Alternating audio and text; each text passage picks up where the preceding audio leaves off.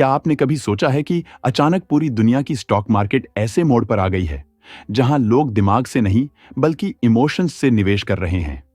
America के wall street में इस समय ऐसा माहौल है जिसे ब्लूमबर्ग और फाइनेंशियल टाइम्स जैसे बड़े प्लेटफॉर्म यूफोरिया फेज कह रहे हैं।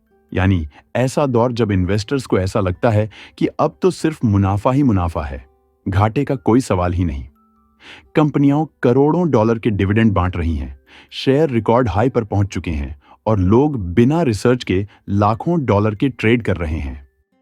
ब्लूमबर्ग की ताजा रिपोर्ट बताती है कि हाल ही में अमेरिका के फेडरल रिजर्व ने जब बैंकों पर स्ट्रेस टेस्ट किया और वो टेस्ट्स पास हो गए तो कई बड़े बैंकों ने रिकॉर्ड डिविडेंड्स अनाउंस कर दिए। इसके बाद मार्केट में एक नई तेजी देखने को मिली।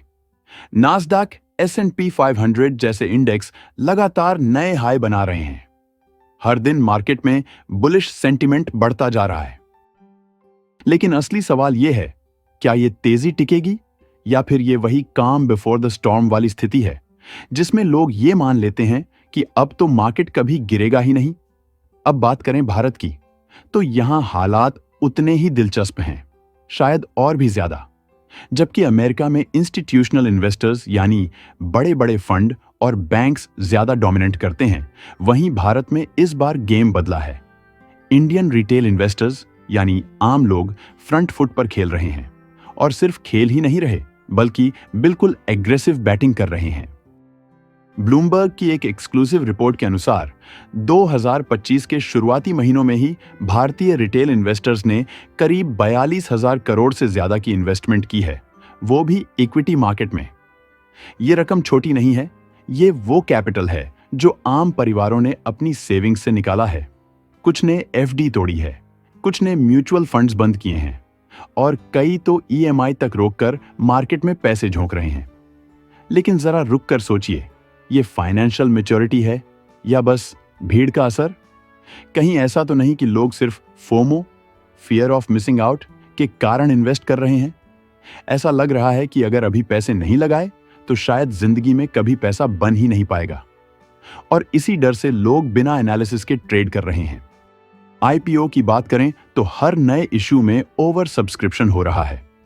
एक ही शेयर के लिए लाखों एप्लीकेशंस जा रही हैं। लोग बस प्रॉफिट का सपना देख रहे हैं और रिस्क भूल गए हैं। फॉरेन पोर्टफोलियो इन्वेस्टर्स एफपीआईज ने भारत के इक्विटी मार्केट्स में 13,107 करोड़ की भारी इन्वेस्टमेंट की, जो कि एक बड़ा बदलाव दिखाता है। ये आंकड़े national securities depository limited (NSDL) के अनुसार हैं और ये दिखाते हैं कि इन्वेस्टर सेंटिमेंट में अब एक सकारात्मक मोड़ आ चुका है।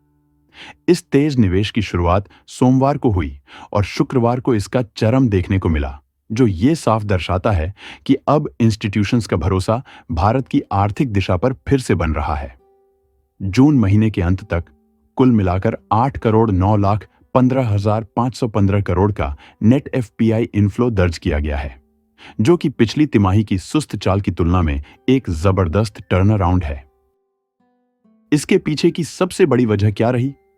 सबसे पहली वजह है भारतीय रिजर्व बैंक द्वारा 50 बेसिस पॉइंट की ब्याज दरों में कटौती, जिसे हाल ही की मॉनिटरी पॉलिसी कमेटी मीटिंग में लिया गया। यह फैसला तब लिया गया जब महंगाई नियंत्रण में थी और सरकार ग्रोथ को और बढ़ावा देना चाहती थी। इसी सॉफ्ट मॉनिटरी स्टैंस ने विदेशी निवेशकों को एक मजबूत संकेत दिया कि भारत अब रिस्क ऑन इन्वेस्टिंग के लिए एक अनुकूल जगह है। दूसरी वजह रही दुनिया भर में जियोपॉलिटिकल तनावों में नरमी। अमेरिका, ईरान और इजराइल जैसे क्षेत्रों में तनाव कुछ कम हुआ है, जिससे ग्लोबल रिस्क अवर्जन भी घटा है।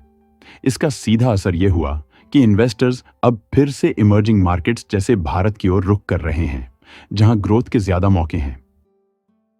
डॉयचे बैंक के पूर्व कार्यकारी अजय बग्गा ने कहा कि ग्लोबल अनसर्टेनिटी अब पहले जैसी नहीं रही और भारत जैसे देशों में जो मैक्रो स्टेबिलिटी है वह अब दुनिया का ध्यान खींच रही है। साथ ही भारत की कंपनियों की अर्निंग्स गाइडेंस भी काफी मजबूत दिख रही है, जिससे भरोसा और भी बढ़ रहा है। एफपीआईज का निवेश इस बार सिर्फ किसी एक सेक्टर तक सीमित नहीं रहा। बैंकिंग, इंफ्रास्ट्रक्चर और एफएमसीजी जैसे प्रमुख सेक्टर्स में विदेशी निवेशकों ने तेजी से पैसा लगाया है। इन सेक्टर्स को 3 बड़ी वजहों से लाभ मिल रहा है। पहली, शुरुआती मॉनसून की अच्छी शुरुआत, जिससे कृषि और ग्रामीण मांग को बल मिल रहा है। दूसरी, सरकारी कैपिटल एक्सपेंडिचर जो इंफ्रास्ट्रक्चर प्रोजेक्ट्स में गति ला रहा है। और तीसरी, कमोडिटी प्राइसेस का स्थिर रहना, जिससे मार्जिन्स में सुधार देखने को मिला है। इन सभी फैक्टर्स ने मिलकर इन सेक्टर्स को न केवल अट्रैक्टिव बनाया है, बल्कि इंस्टीट्यूशनल इन्वेस्टर्स के लिए भी एक भरोसेमंद विकल्प बना दिया है। एक सिंगापुर स्थित विदेशी निवेश फंड के मैनेजर ने इस संदर्भ में कहा, इंस्टीट्यूशंस उन जगहों पर निवेश कर रहे हैं जहां उन्हें ग्रोथ और स्टेबिलिटी दोनों दिखे, और फिलहाल भारत ऐसा ही एक देश है। लेकिन अगर हम थोड़ा पीछे जाकर देखें तो ये तस्वीर कुछ और ही कहती थी। जनवरी और फरवरी 2025 में जब ग्लोबल बाजारों में तनाव और अनिश्चितता थी, तब एफपीआईज ने भारत से बड़ी मात्रा में पूंजी निकाली थी। इसने यह संकेत दिया कि ग्लोबल इन्वेस्टर्स उस वक्त भारत को लेकर कॉशियस थे। लेकिन उसके बाद जैसे ही वैश्विक परिस्थितियों में स्थिरता आई और भारत की नीति और अर्थव्यवस्था ने भरोसा पैदा किया, एफपीआई रुख बदलने लगा। मई 2025 में कहानी पलटी। उस महीने एफपीआईज ने 19 करोड़ 860 करोड़ का निवेश किया, जो इस पूरे कैलेंडर वर्ष का अब तक का सबसे बड़ा इनफ्लो था। और अब जून 2025 के अंत तक 13,000 करोड़ से अधिक की नई पूंजी भारत में आ चुकी है। इससे यह बिल्कुल स्पष्ट हो जाता है कि ग्लोबल इन्वेस्टर्स अब फिर से भारत की ग्रोथ स्टोरी पर भरोसा जता रहे हैं। एक ऐसा भरोसा जो मैक्रो इकोनॉमिक स्टेबिलिटी, सरकार की नीतियों और मजबूत कॉर्पोरेट परफॉर्मेंस के आधार पर टिका है।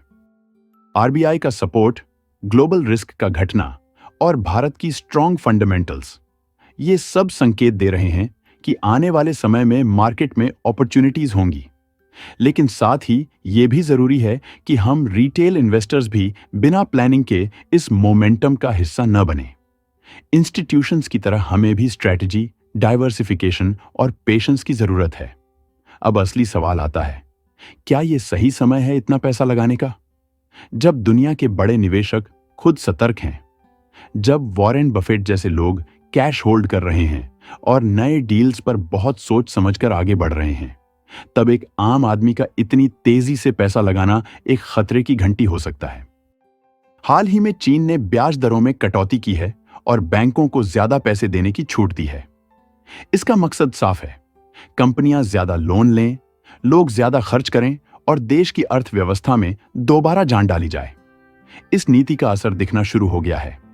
कुछ विदेशी निवेशक अब चीन की तरफ दोबारा देखने लगे हैं। कई लोगों का मानना है कि चीन में इस समय शेयर बहुत सस्ते हैं और अगर सरकार इसी तरह मदद करती रही तो वहां इन्वेस्ट करने वालों को बड़ा फायदा मिल सकता है। वॉल स्ट्रीट की ये इमोशनल वेव और भारत में रिटेल इन्वेस्टमेंट की बांट, दोनों एक बड़ी तस्वीर का हिस्सा हैं। वो तस्वीर या तो एक बड़े आर्थिक बदलाव की शुरुआत हो सकती है या फिर एक बहुत ही तीव्र करेक्शन की। और इतिहास गवाह है, जब जब मार्केट में हर कोई मुनाफा कमाने लगा, तब क्रैश आने में देर नहीं लगी। अगर आप दुनिया के ऐसे बड़े और दिलचस्प बदलावों के बारे में जानना चाहते हैं जो वैश्विक सत्ता के समीकरण को बदल रहे हैं, तो मेरी लेटेस्ट वीडियो जरूर देखें, जिसमें चीन द्वारा रेयर अर्थ सप्लाई पर लगाम कसने और इसके पीछे छिपी ग्लोबल मार्केट को हिलाने वाली रणनीति पर विस्तार से बात की गई है। लिंक स्क्रीन पर है, उसे क्लिक करना न भूलिएगा। वीडियो को लाइक करें, चैनल को सब्सक्राइब करें और इसे अपने दोस्तों के साथ जरूर शेयर करें ताकि वो भी इन अहम जानकारियों से अपडेट रह सकें। धन्यवाद।